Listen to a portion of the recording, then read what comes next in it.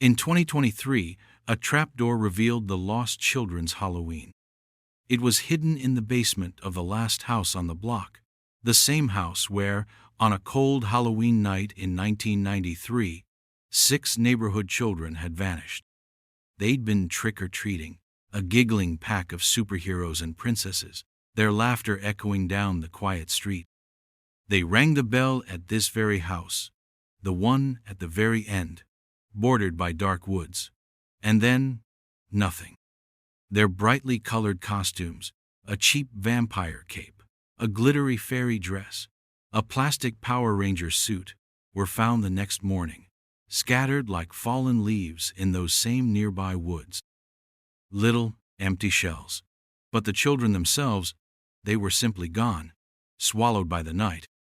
For 30 years, that disappearance had been a raw, open wound in the town of Oakhaven, a chilling local legend whispered by new generations of kids dared to approach the shadowed property line. 30 years of silence. Until now. The developer, a man named Mark Ashton, had bought the old house cheap. It had stood empty for years, decaying slowly, its paint peeling, its garden overgrown. Locals avoided it. He'd planned to gut it, modernize it, flip it. He was a practical man, not given to believing in ghosts or curses, just profit margins and structural integrity. The basement was the last room he'd properly inspected. It was stone-lined, damp, smelling of mildew and earth, standard for a house of its age. He was checking the foundation, tapping along the walls with a hammer, listening for hollow spots that might indicate damage, when he found it. Not a hollow spot in the wall, but in the floor. A section of the concrete near the old, defunct furnace sounded different, thinner. He brushed away decades of dust and grime. He saw no lines, no handle, but there was something. A faint discoloration, perhaps. He got a crowbar. It took effort, the concrete around the edges chipping. But then a square section, about 3 feet by 3 feet, groaned and shifted. A trapdoor. Not wood, but concrete set into a hidden metal frame, designed to blend seamlessly. His heart gave a little thump of something, curiosity, maybe a touch of unease. Who hides a section of a basement floor? He pried it open. The hinges, surprisingly, were well oiled, moving with a quiet suck of air. A wave of smell hit him, different from the general basement mustiness. It was cold, still air, thick with the scent of damp concrete, but also something else, something faintly, sickeningly sweet, like rotten fruit mixed with old plastic. He shone his heavy-duty flashlight down.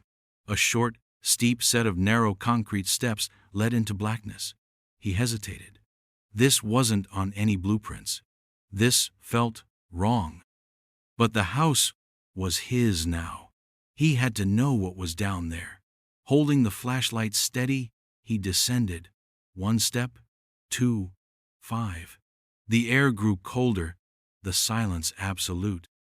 He reached the bottom, a small square chamber, no more than 10 feet by 10 feet.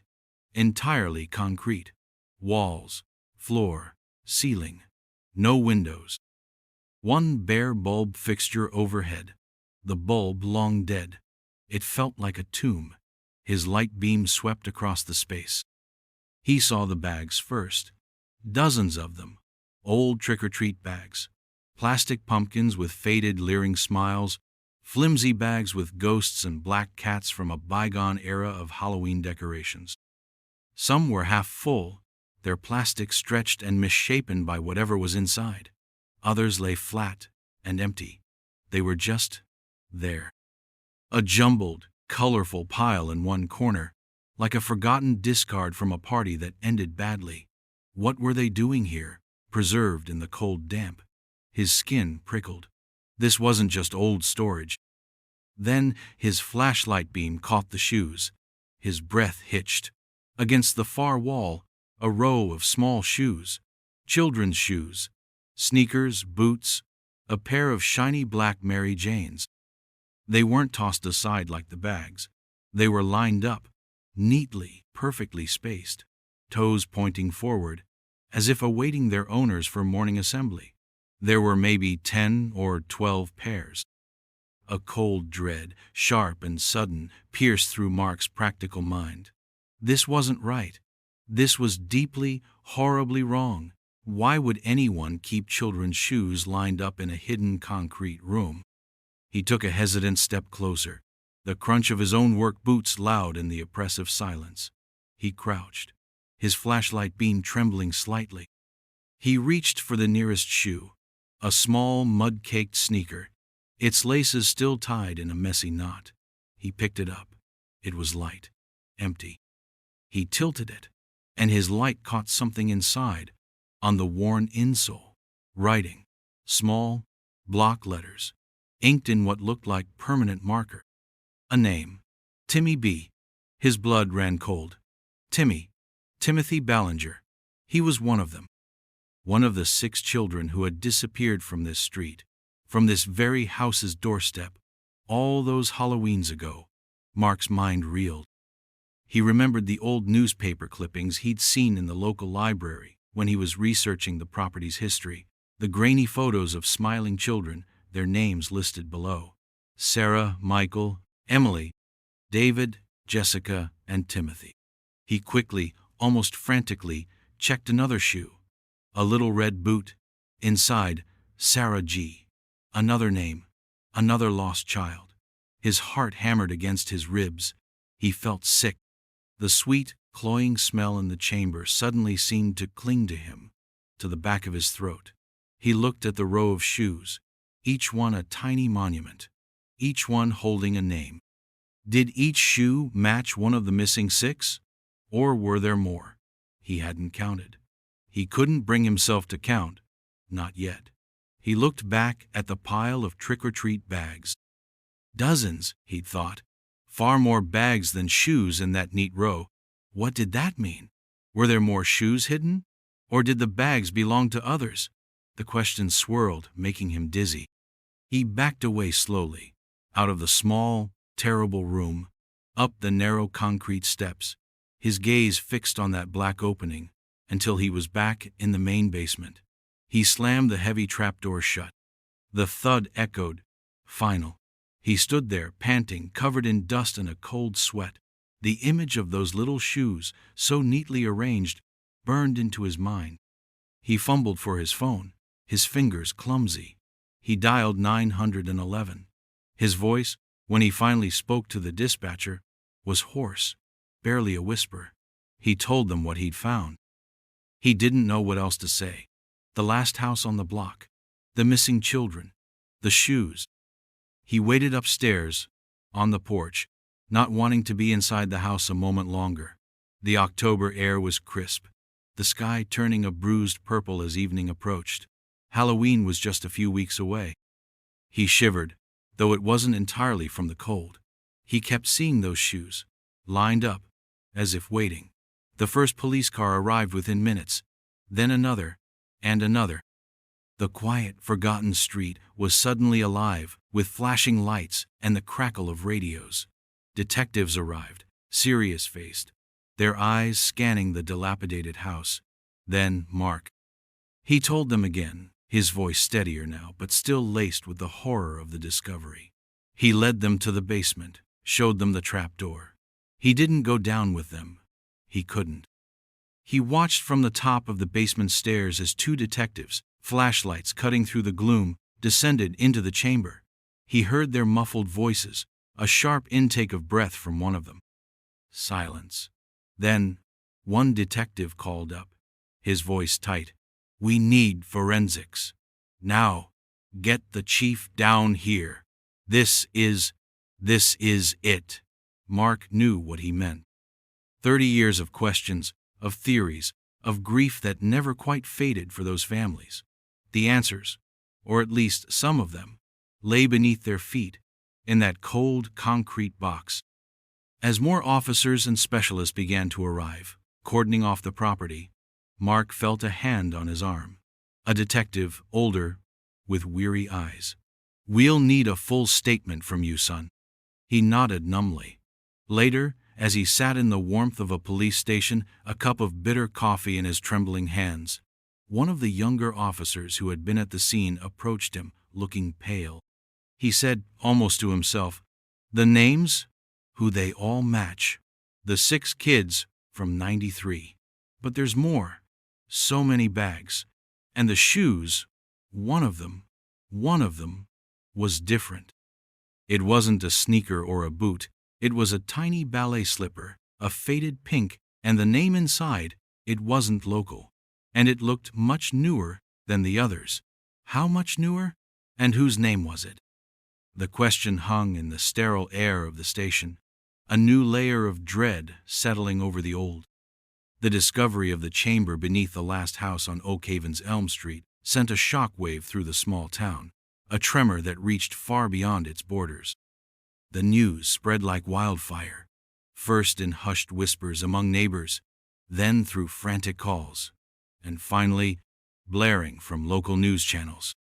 The house, long a symbol of a lingering, unanswered tragedy, instantly became a macabre focal point, yellow police tape now stark against its peeling paint.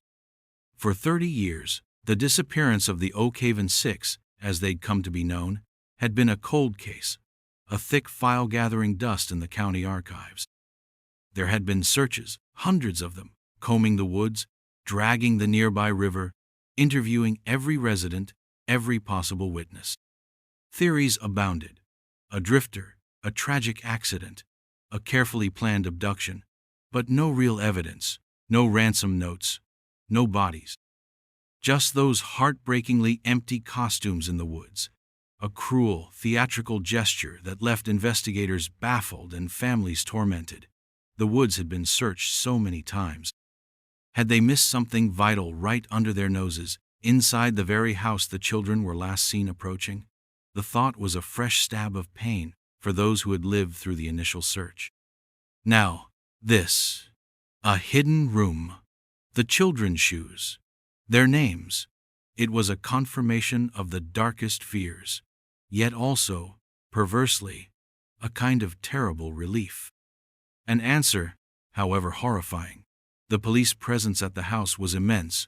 Forensics vans, unmarked cars, officers standing guard at the perimeter, keeping the press and the morbidly curious at bay. The chief of police, a man named Frank Holloway, had been a rookie cop back in 1993, assigned to perimeter duty during one of the early searches. He remembered the faces of the parents, etched with a kind of wild, hopeful despair that slowly, over the weeks and months, had hardened into a permanent, hollow grief. He had never forgotten it.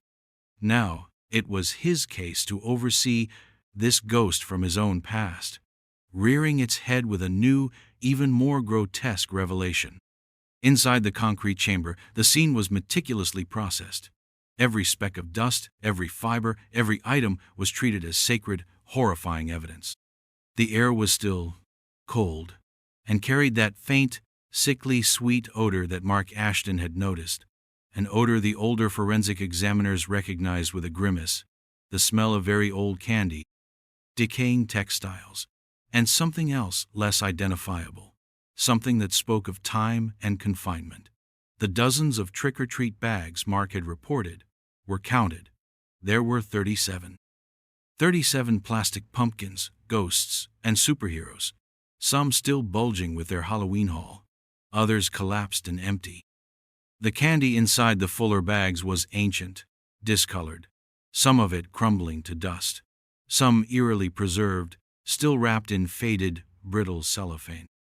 Little chocolate bars, lollipops, packets of hard candies, brands that hadn't been on shelves for decades, a time capsule of childhood treats. But why so many bags? Were they all from that one Halloween night in 1993? Or did they represent something else, something spread over time? And then there were the shoes. 10 pairs neatly lined up, not 12 as Mark had initially, hazily estimated in his shock. 10 pairs. Each meticulously cleaned on the outside, yet still bearing the intimate impress of a small foot within. Each with a name. The first 6 names corresponded, chillingly, to the Oakhaven Six: Timmy B., Sarah G., Michael P., Emily R., David K., Jessica L. The block letters were neat, almost too neat, as if inscribed with deliberate care. The sight of them, physical proof that these children had been in this room, sent a fresh wave of grief through the investigators. But there were 4 more pairs of shoes, 4 more names. These were the ones that caused a new alarm to ripple through the investigative team. One was the tiny, faded pink ballet slipper the young officer had mentioned to Mark. The name inside was Lily M. Another was a scuffed cowboy boot, Leo S. Then a sturdy-looking hiking boot, barely worn, Chloe W. And finally, a simple canvas sneaker, Sam N. None of these names were part of the Oakhaven Six. None of them were immediately recognizable as missing children from the area, not from that specific time frame anyway. The ballet slipper, Lily M's, did indeed look newer, the canvas less rotted, the ink of the name sharper, fresher. The others were harder to date visually. Were these children also from 1993, from somewhere else? Or had this horrible collection grown over the years? The implication was staggering. This wasn't just about one terrible night. This could be far bigger, far more prolonged. Chief Holloway stared at the evidence photos laid out on a table in the temporary command post set up in a nearby community center. The shoes, the bags, the neatness of the shoes, the jumble of the bags. It was a contradiction that bothered him. Order and chaos, side by side. What did it mean? He picked up the photo of Timmy B's sneaker. He remembered Timothy, a freckled, gap-toothed kid with a mischievous grin, dressed as a miniature Dracula that Halloween. His mother, Mary Ballinger, had shown Holloway a photo of him in his costume just hours before he'd gone out, her voice full of pride. Mary was still alive, still lived in Oakhaven. All the parents of the original 6, except for David K.'s father who had passed away from a heart attack 5 years after the disappearance, were still alive, living in a suspended state of not knowing. How were they going to tell them this? That their children's shoes had been found, kept like trophies, just yards from where they'd last been seen. And what about these other 4 names? 4 new potential heartbreaks, 4 new families to find, to inform. The weight of it felt immense. The number of shoes, 10, did not match the 37 trick-or-treat bags. Why the discrepancy? Were there other shoes somewhere? Or did some children not leave shoes behind? Or did the bags represent something else entirely? Failed attempts, perhaps, or souvenirs of encounters that didn't end with a child in this chamber? The questions were multiplying, each one darker than the last. He looked at the photo of the ballet slipper again. Lily M. The ink looked so fresh. When was this shoe placed here? Could it be recent? The thought sent a chill down his spine that had nothing to do with the autumn air. Had this house, this hidden chamber, been active long after 1993? Perhaps even until very recently. The call came in the late hours of the morning, after a mostly sleepless night for Sarah Gilmore's mother, Helen. She was in her 70s now, frail, her once bright eyes clouded by years of unshed tears and fading hope. The voice on the other end was gentle, a detective from the county. He said there had been a development in Sarah's case, a significant one. Could they come over? Helen's heart, a tired, worn-out muscle, gave a painful lurch. A development? After 30 years? What could it possibly be? She agreed, her voice a dry whisper. Her son Michael, Sarah's older brother, who lived nearby, would be there with her. He'd been only 15 when his little sister, his shadow, had vanished. The loss had shaped his entire adult life, a quiet sorrow that never truly left him. When the 2 detectives, Chief Holloway himself among them, arrived an hour later, their somber faces told Helen all she needed to know. It wasn't good news. It was the news she had somehow always been expecting, yet dreading with every fiber of her being. They sat in her small, neat living room, surrounded by photographs. Sarah at her 5th birthday, blowing out candles. Sarah on her first day of school, a gap-toothed smile. Sarah in her fairy costume, taken by Helen just before she'd skipped out the door with her friends on that awful Halloween night, her plastic wand held aloft like a scepter. Helen clutched a faded teddy bear, Sarah's favorite, as Chief Holloway began to speak. He told them about the house, the trapdoor, the chamber. He spoke softly, carefully, but the words were like hammer blows. A hidden room, for all these years. So close. Helen closed her eyes. Michael put a protective arm around her shoulders, his own face pale and set. Then, the detective produced a clear plastic evidence bag. Inside, nestled on a bed of sterile tissue paper, was a single small red boot. Helen gasped. She knew that boot. Sarah had loved those boots. She'd insisted on wearing them even though they were a little too small, because they made her feel like a cowgirl. Helen had bought them at a thrift store just a month before she disappeared. "Is that?" Michael started, his voice cracking. Chief Holloway nodded slowly. "We found this, along with others. Inside, on the insole, her name is written, Sarah G." Helen let out a small, choked sob. It was a sound of profound, bottomless grief. A sound 30 years in the making. It was confirmation. Sarah had been in that house, in that room.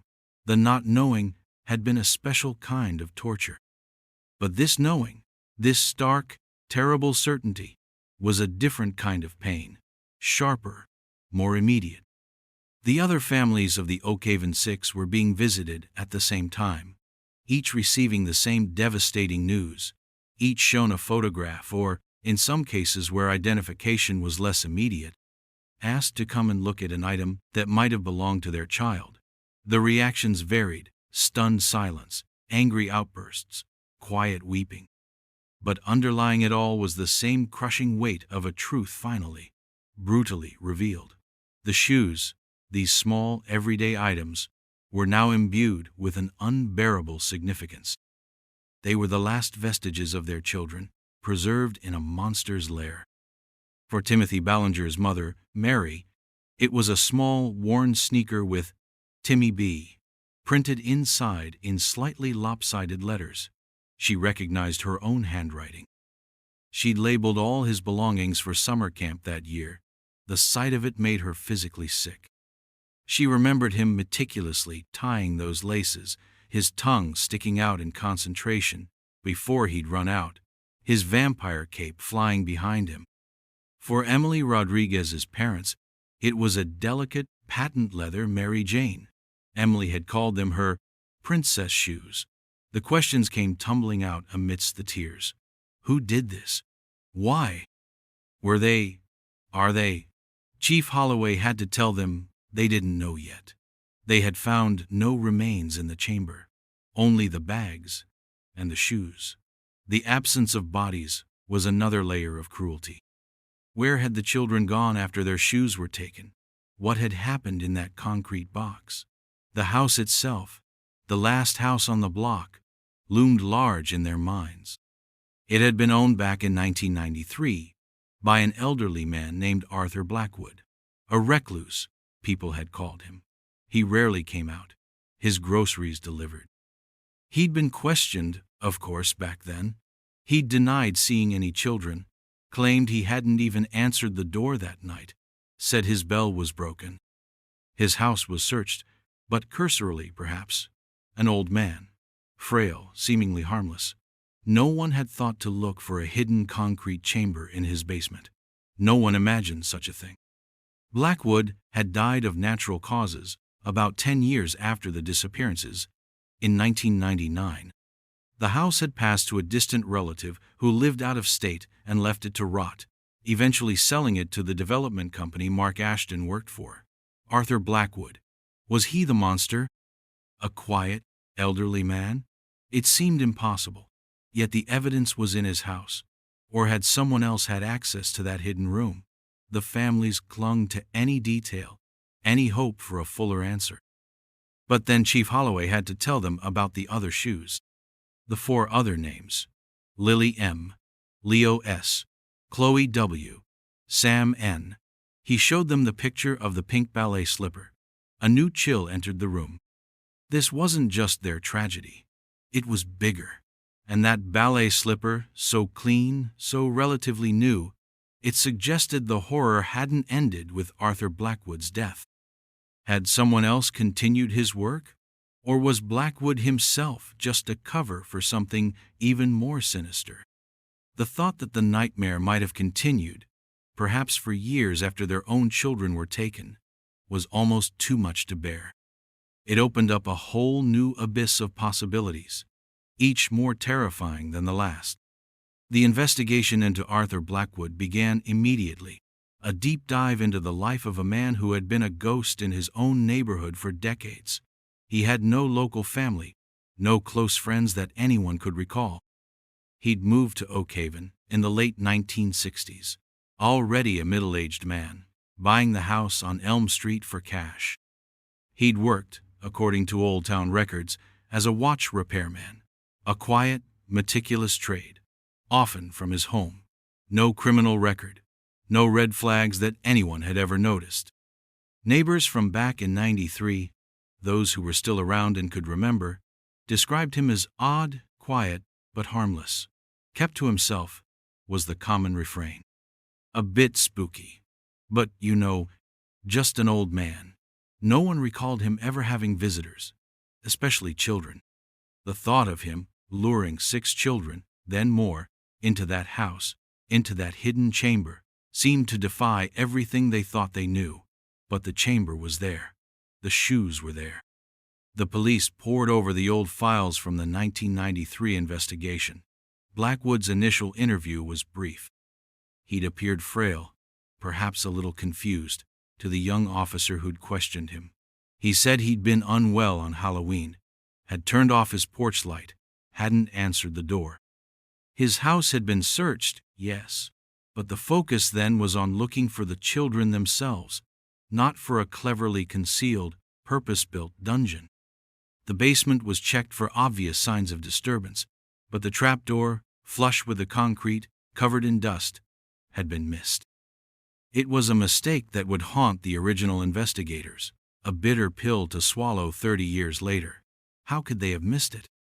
The sheer audacity of its construction, its perfect concealment, spoke of a cunning and patience that was deeply unsettling. The house itself became the primary focus. The trapdoor was clearly not a recent addition. The concrete work around it, the aging of the metal frame, suggested it was old, perhaps even part of the original modifications Blackwood might have made when he first moved in. Or was it there even before him? That was a new, disturbing question. The house was built in the 1920s. Could this chamber have an even longer, darker history? The team requested original blueprints, but for a house that old, records were sparse, often inaccurate. They examined the chamber again. The concrete was poured professionally, not a haphazard job. The steps were narrow, steep.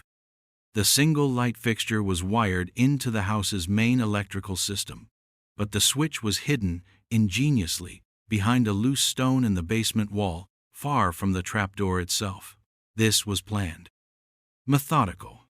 The forensics team looked for any trace evidence, hair, fibers, fingerprints, that might not belong to the known victims or Blackwood. The sheer number of years, the dampness, made it difficult, but they were meticulous. They scraped samples from the walls, from the floor, from inside the shoes and bags. Every item was a silent witness. What about Arthur Blackwood's life before Oakhaven? That became the next line of inquiry. He'd come from a larger city several states away. Detectives were dispatched to dig into his past there. Had there been any similar incidents? Any whispers?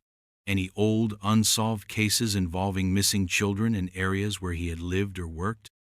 It was a painstaking process, sifting through decades-old records, looking for a ghost. Back in Oakhaven, the local library's archives were revisited. Old newspapers, yearbooks, town meeting minutes, anything that might shed light on the reclusive watch repairman. They found little. He was a non-entity, a man who had moved through life leaving almost no ripples. Until now, when this monstrous secret was unearthed. The focus then shifted to his death in 1999. He died in the house. A neighbor had called the police after not seeing him for several days, noticing mail piling up. He was found in his bed, natural causes, the coroner had ruled. The house was sealed for a short time, then released to the distant relative who, it turned out, had never even visited the property, handling everything through lawyers. It had simply sat, a silent tomb, its secrets undisturbed, until Mark Ashton's crowbar had brought them into the light. The question of the other 4 pairs of shoes, especially Lily M's newer-looking ballet slipper, gnawed at Chief Holloway. If Blackwood died in '99, who placed that slipper there? Could it have been there before his death, simply better preserved? Or did someone else have access to that chamber? Someone who knew about it? Someone who, perhaps, shared Blackwood's horrifying secrets? The thought of an accomplice, or a successor, was a chilling prospect. Was the threat still out there? They ran the names: Lily M., Leo S., Chloe W., Sam N., through national databases of missing children. It took time. These were common first names, and without approximate ages or locations, it was like searching for needles in a vast haystack. Days turned into a week. The media frenzy around Oakhaven was intense. The families of the Oakhaven 6 were hounded, their grief made public property. The town lived under a cloud of renewed fear and disbelief. The last house on the block was no longer just a spooky landmark. It was a confirmed house of horrors. And the biggest question remained: what exactly happened to the children after their shoes were added to that neat, terrible row? Were their bodies somewhere else on the property? The grounds were being surveyed for any disturbances, any unmarked graves. So far, nothing. The woods nearby, searched so many times before, were being re-examined with new eyes, new technology. Every fallen log, every depression in the earth, was now suspect. But the discovery that truly shifted the investigation came not from the ground, but from a dusty box of Blackwood's belongings found in the attic, overlooked in the initial sweep after his death, and somehow missed by the relatives' clean-out crew. It was a collection of watch repair tools, old ledgers, and tucked beneath them, a small, leather-bound journal. Its pages were filled with cramped, spidery handwriting, and dates going back decades. The forensic team, now operating with a grim sense of purpose in the small, concrete chamber, intensified their search. They had already cataloged the shoes and the bags, taken countless photographs, and collected surface samples. But Chief Holloway had a nagging feeling. The room was too simple, too stark. If Blackwood, or whoever built this, was meticulous enough to create the hidden door and the secret switch, perhaps there were other secrets hidden within the chamber itself. He ordered a more invasive search. They tapped every inch of the concrete walls, listening for hollow sounds, just as Mark Ashton had done in the basement above. They scanned the floor with ground-penetrating radar, looking for disturbances beneath the surface. For days, nothing. The concrete seemed solid, uniformly thick. The team was about to conclude that the room held no more physical secrets when a young technician, running a specialized light source over the walls, noticed something. A faint discoloration on one section of the wall, near the floor, almost invisible to the naked eye under normal light. It looked like a patch, the concrete slightly different in texture and color, but expertly blended. Why would a concrete wall in a hidden chamber need patching? They focused on that spot. Gently, carefully, they began to chisel away at the surface layer. The concrete was thinner there, as if a section had been carved out and then refilled. Behind the patch, they found a small, recessed niche, no bigger than a shoebox. And inside, nestled on a piece of rotted velvet, was not another shoe, nor another bag, but a collection of small, tarnished silver lockets. There were 6 of them. Each one was engraved with a single initial on the front, SMEDJT, the initials of the Oakhaven Six. Hearts pounded in the cramped space. This was something new, something even more personal than the shoes. One of the detectives, his hand trembling slightly, picked up the locket marked S. He managed to pry it open. Inside, on one side, was a tiny, faded photograph of a smiling girl with a missing front tooth, clearly Sarah Gilmore. On the other side, a miniature, intricately folded piece of paper. He unfolded it with tweezers. It was a tiny, hand-drawn map, a crude sketch of a wooded area, a winding path, and an X marked near a distinctive cluster of 3 oak trees. A shiver ran through everyone present. A map? Drawn by whom? And leading where? Were these lockets taken from the children? Or given to them? The implications were horrifying either way. But that wasn't all. Beneath the lockets, tucked deeper into the niche, was a small, rolled-up sheaf of papers, tied with a faded ribbon. Not a diary, but something else. It was a series of children's drawings, crude crayon pictures of stick figures, houses, suns, typical childhood art, at first glance. But then they looked closer. One drawing showed a tall, dark house with no windows, and tiny figures with sad faces standing outside. Another depicted a room with a single light bulb, and a stick figure lying on a small bed.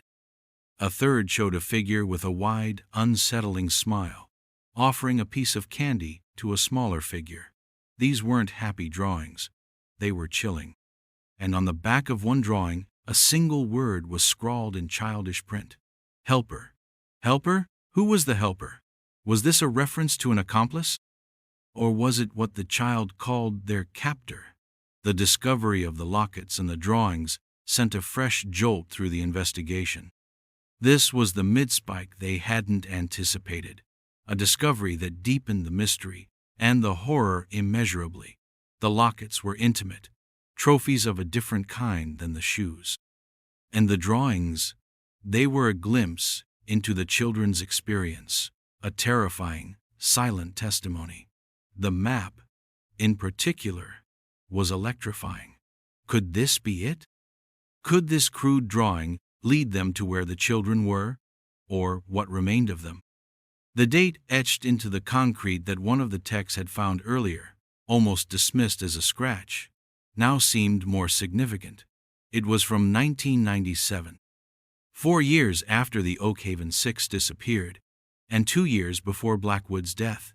Did it mark the creation of this hidden niche? Or the acquisition of a new victim whose locket or shoes were yet to be found, or perhaps were never kept? The chamber was giving up its secrets, one agonizing layer at a time. The discovery of the lockets and the children's drawings, especially the crude map, galvanized the search teams. The drawing was simple, almost abstract, but the cluster of 3 oak trees marked with an X was distinctive enough to give them a starting point. The woods bordering the Blackwood property were dense, largely untouched for decades beyond the initial, frantic searches in 1993. Now, armed with this new, terrible clue, investigators fanned out. Their focus narrowed. Chief Holloway felt a grim sense of anticipation. This could be it. The place where the final, heartbreaking chapter of the Oakhaven Six's story lay hidden. They overlaid the child's drawing onto topographical maps of the area, trying to match the crude lines with known paths and landmarks. It was slow, painstaking work. The woods had changed in 30 years. Trees had fallen, new undergrowth had sprung up. But the older oaks, those were more permanent. After 2 days of methodical searching, a young officer, pushing through a thicket of thorns about half a mile deep into the woods, well beyond where previous searches had likely reached with any thoroughness, called out. He'd found them, 3 ancient oak trees, their massive trunks forming a tight, recognizable cluster, just like in the drawing. And at their base, partially covered by decades of fallen leaves and forest debris, was a slight, almost imperceptible depression in the ground. The area was immediately secured. Forensic anthropologists were brought in. The digging began with painstaking slowness, small brushes and trowels used to remove the earth layer by layer. The soil was damp, acidic. Hours passed in tense silence, broken only by the scrape of tools and the rustle of leaves. Then, a trowel hit something that wasn't stone or root. A small, rotten piece of fabric. More digging. And then, the first bone. Small, unmistakably human. A collective intake of breath from the observers. Over the next few hours, they unearthed more. The skeletal remains of not one, but 6 small individuals, buried together in a shallow, unmarked grave. The arrangement was haphazard, as if they had been placed there in haste. There was no sign of clothing beyond a few rotted scraps, no personal items other than what was found in the lockets back in the chamber. It was a heartbreaking, desolate scene. The Oakhaven Six, finally found. Their long journey had ended here, in the cold earth, beneath these silent trees. The news, when it was gently broken to the families, brought a fresh wave of agony, but also a certain terrible closure. The not knowing was over. Their children were home, in a sense. But the horror of their final resting place, the cruelty of it all, was a burden they would carry forever.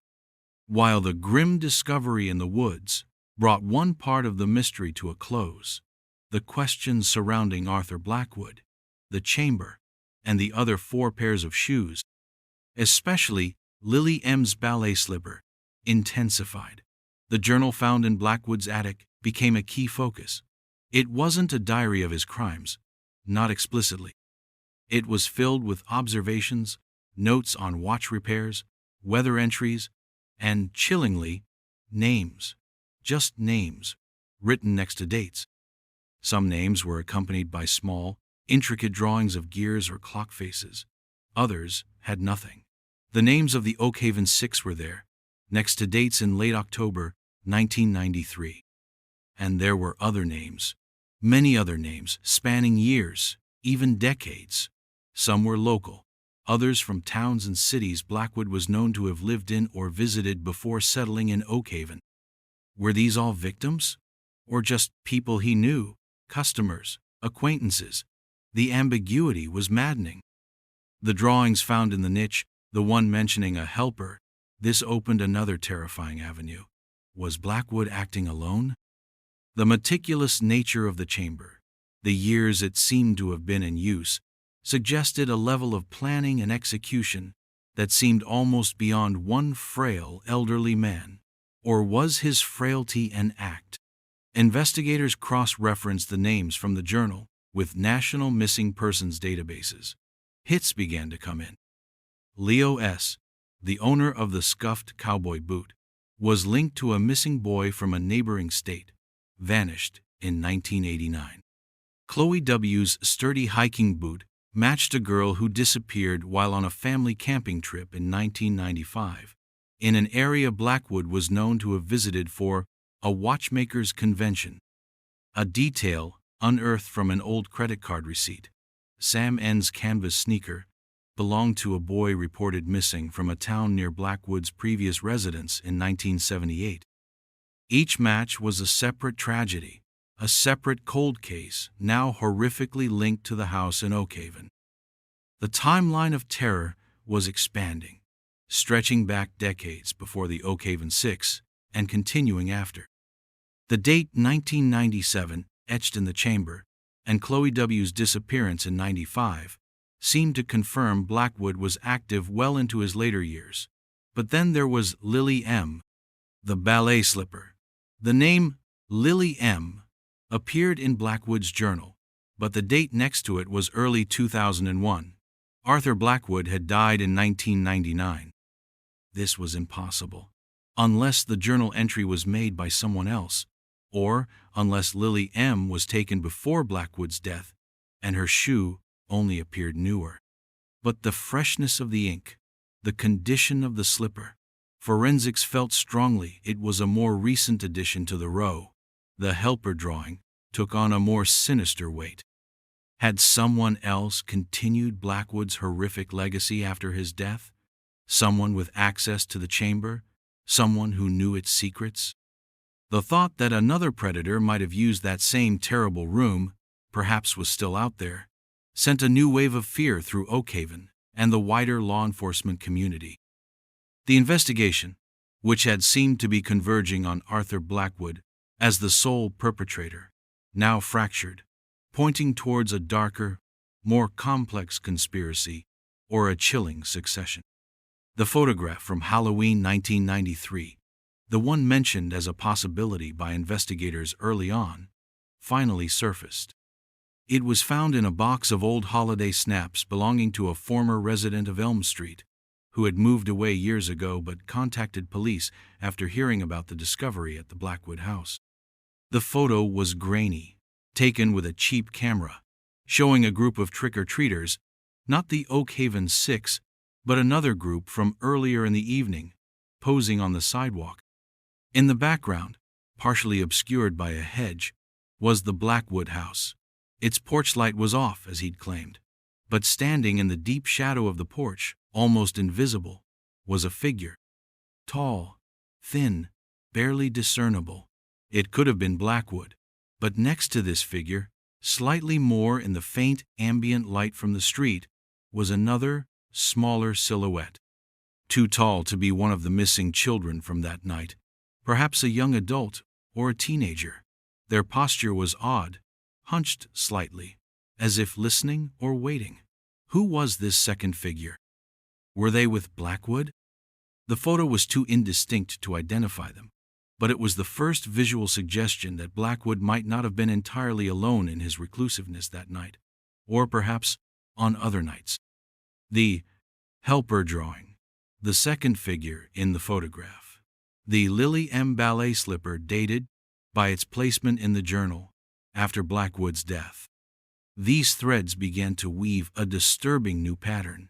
Investigators focused on anyone who might have had access to Blackwood or his house in his final years, or immediately after his death.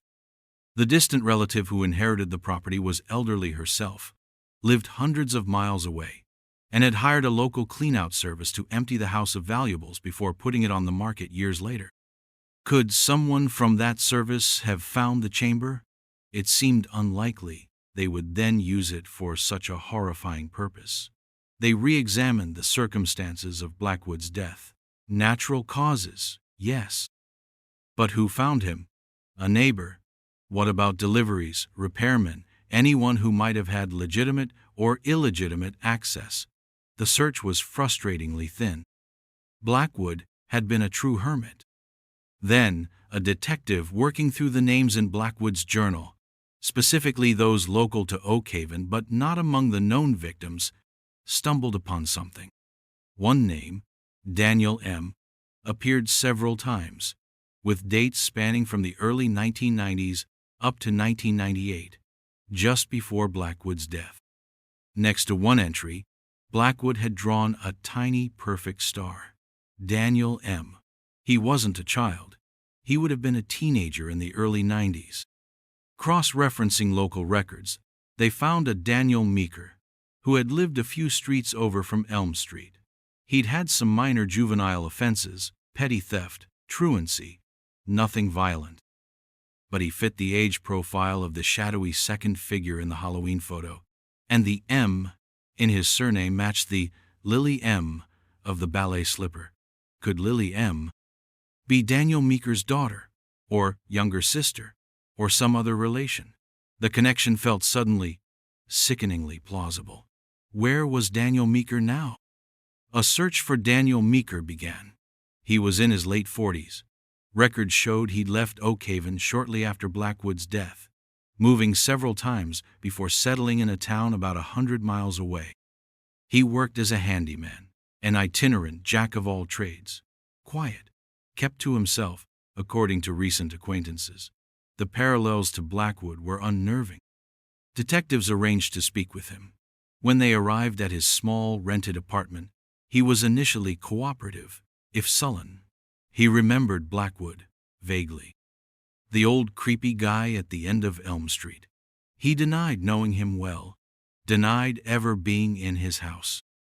But when they mentioned the chamber, the shoes, when they showed him a photo of the pink ballet slipper, his composure cracked, just for a second. A flicker of something in his eyes. Fear, recognition, something dark, before his face became a mask again. He denied everything. But that flicker was enough. They got a warrant to search his apartment and his old van. In the van, tucked under a loose floorboard beneath the driver's seat, they found it. A small child's drawing, done in bright pink crayon, of a smiling stick figure ballerina. On the back, in faint pencil, was one word, Daddy. And in his apartment, in a locked box at the back of his closet, they found a collection of cheap, silver-plated lockets, newer than the ones in Blackwood's chamber, but chillingly similar. Some were empty.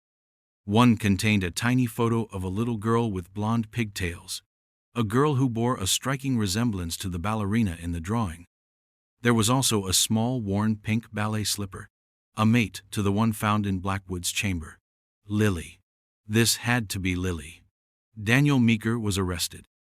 The truth, when it finally unspooled during hours of interrogation, was more horrifying than they could have imagined. Meeker, as a troubled teenager, had fallen under the sway of Arthur Blackwood. He'd been the old man's eyes and ears in the neighborhood, sometimes luring children closer to the house with offers of candy or a chance to see Blackwood's special clock collection. He was the helper.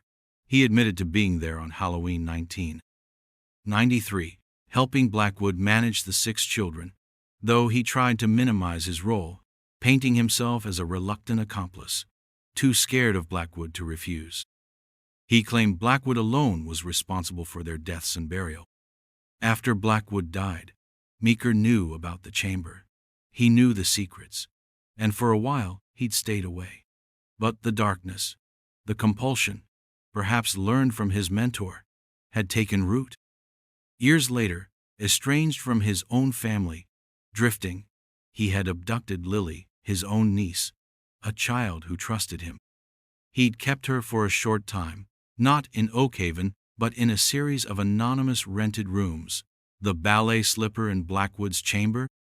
He'd placed it there himself, on a morbid pilgrimage back to Oakhaven a few years ago, a twisted homage to his old master, a way of connecting his own crime to Blackwood's legacy.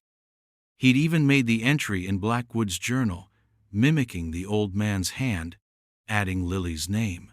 He saw himself as Blackwood's successor.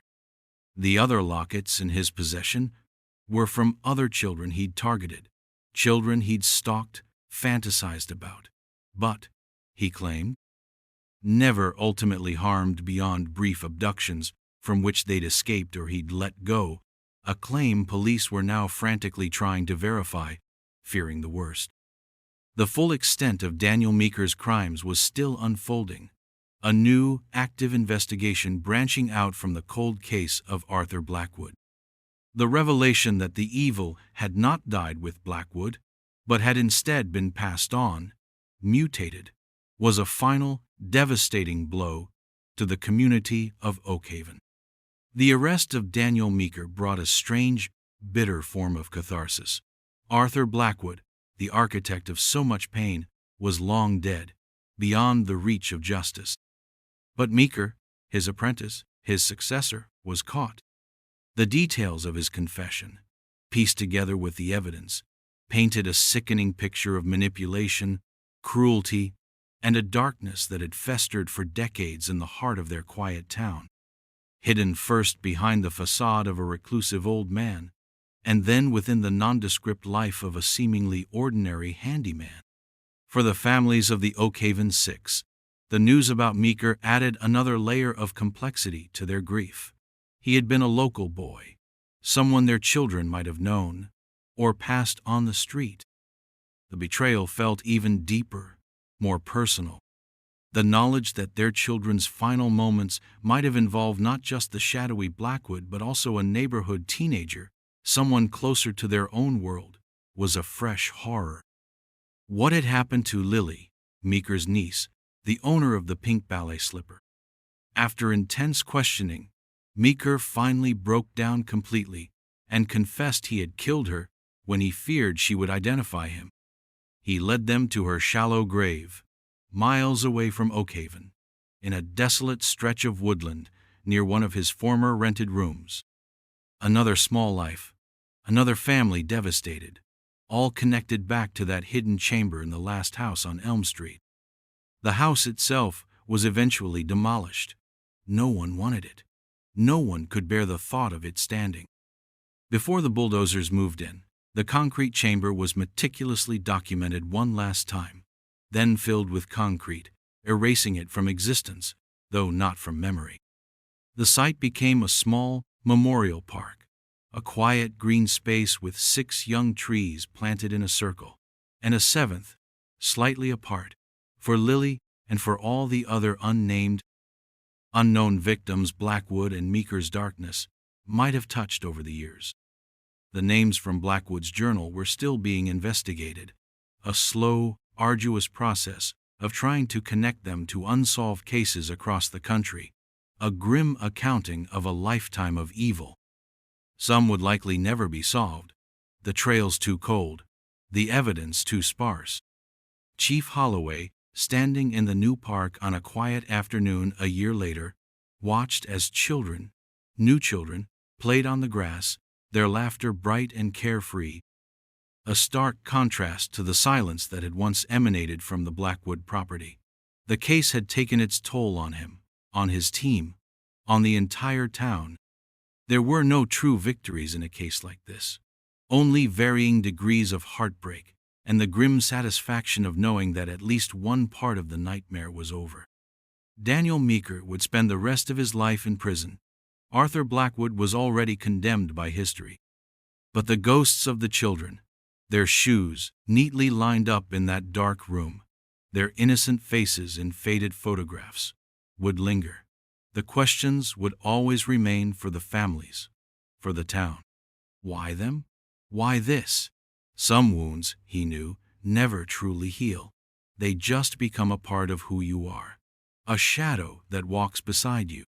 The sun began to set, casting long shadows from the newly planted trees. The park grew quiet. The laughter faded. And in the stillness, one could almost hear the echo of a Halloween night long ago, and the faint rustle of costumes in the woods. Have you ever heard of anything like this? Share your thoughts or stories in the comments.